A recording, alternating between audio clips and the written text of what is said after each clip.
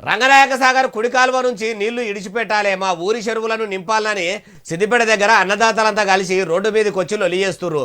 ఒదికు రంగనాయక సాగర్ నింపి చుట్టుముట్టు పల్లెలకు నీళ్లు పంపుతున్నామని కాంగ్రెస్ వాళ్ళు కథలు చెప్తుంటే నీళ్ల కోసం రైతులు రోడ్డెక్కుడేంది అంటారా? ఇగో చూడుర్రి.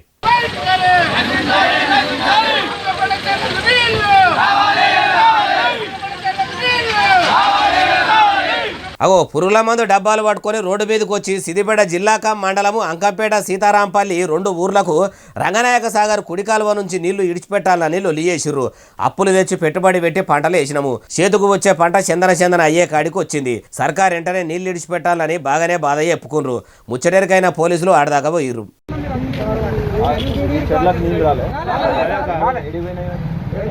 ఇట్లా పోలీసులు వచ్చి నీళ్లు చెరువులకు రాలేదా అని అరుచుకొని అన్ని ముచ్చట్లు అరుచుకుందాం పాండ్రని ధర్నా చేస్తున్న అన్నదాతలతోని రంగనాయక సాగర్ దాకా పోయిర్రట. అయ్యా నీళ్ల మంత్రి ఉత్తమ్ కుమార్ రెడ్డి సారు, ఏంది సార్ ఇది? ఏ జిల్లాలో చూసినా ఈ నీళ్ల కరువు ఏంది? కాంగ్రెస్ వస్తే మార్పు వస్తుంది అన్నారు. ఇదేనా సార్ మీరు తీసుకొస్తామన్న మార్పు అంటుర్రు ఈ ముచ్చటిన్నోళ్ళు.